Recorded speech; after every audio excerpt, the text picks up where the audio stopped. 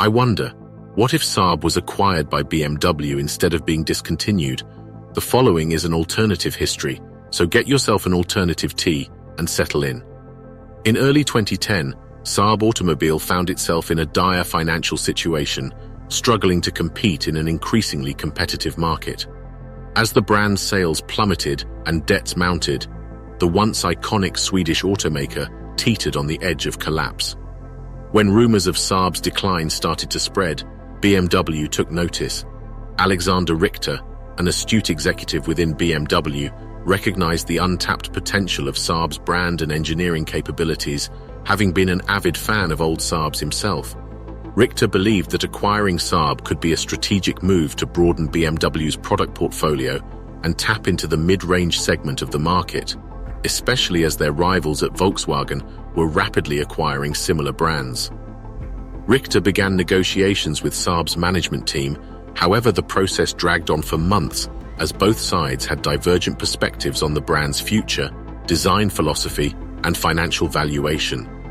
In the end, a deal was struck.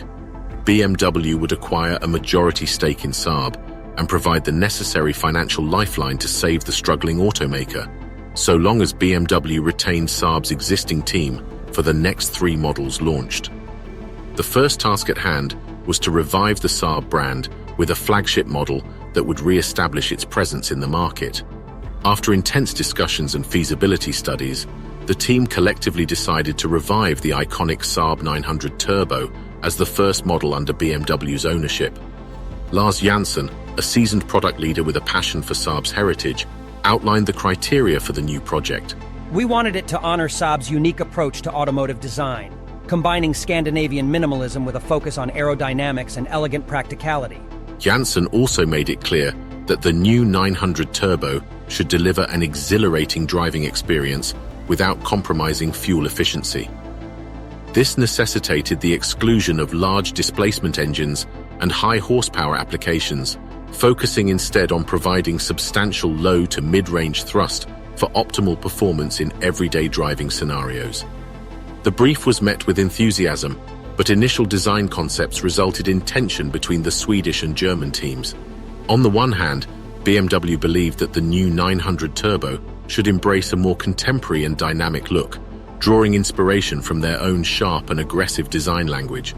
On the other hand, Saab wanted to remain true to their roots. As discussions continued, neither team was willing to compromise on their respective design philosophies, so Jansson suggested an idea. The BMW design team would embark on an expedition through Sweden, immersing themselves in the natural landscapes and rich cultural heritage of the region, passing through iconic roads such as the high coast of Sweden. If they returned and were still convinced of their ideas after experiencing the serene beauty of the fjords, the elegant simplicity of Scandinavian architecture, and the artistic elegance of Nordic design, they could move forward with their own design.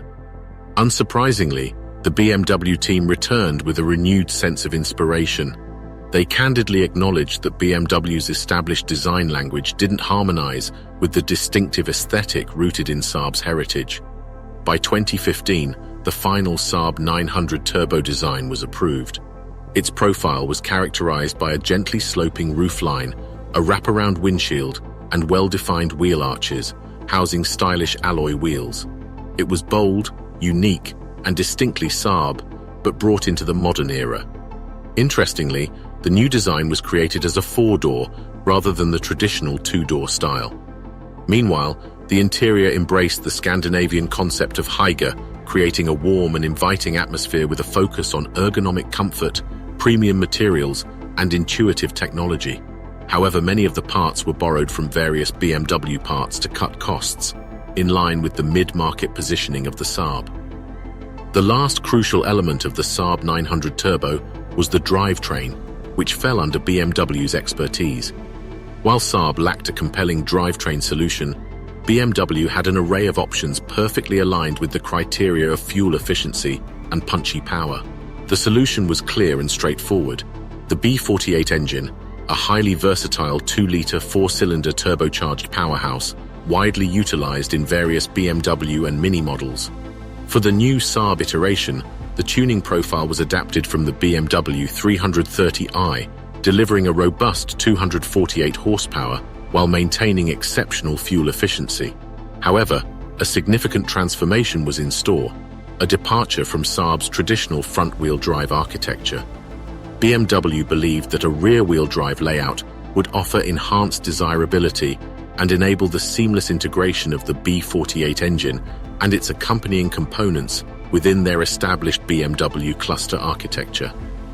Upon release in late 2016, the rebirth of the Saab 900 Turbo in collaboration with BMW undoubtedly sparked curiosity and skepticism among enthusiasts, as the iconic model made a daring comeback in a new guise. Commonly praised was the intriguing design and practical performance, which many claimed were the best of both brands put together. The majority of journalists also welcomed the change to rear-wheel drive. Regrettably, the new Saab 900 Turbo struggled to find its footing upon its initial release, grappling with fierce competition from established brands, including entry-level offerings from Audi, such as the A4, and Mercedes-Benz, with their C200 model. Moreover, the market witnessed a wave of fresh innovations emerging in the low to mid-market price range, including compelling options from Skoda and Cupra.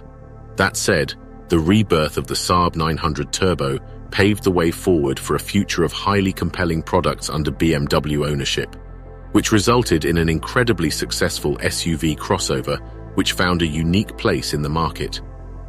This has been an alternative motoring history by past gear. What do you think would have happened if Saab was acquired by BMW in 2010? Cheerio.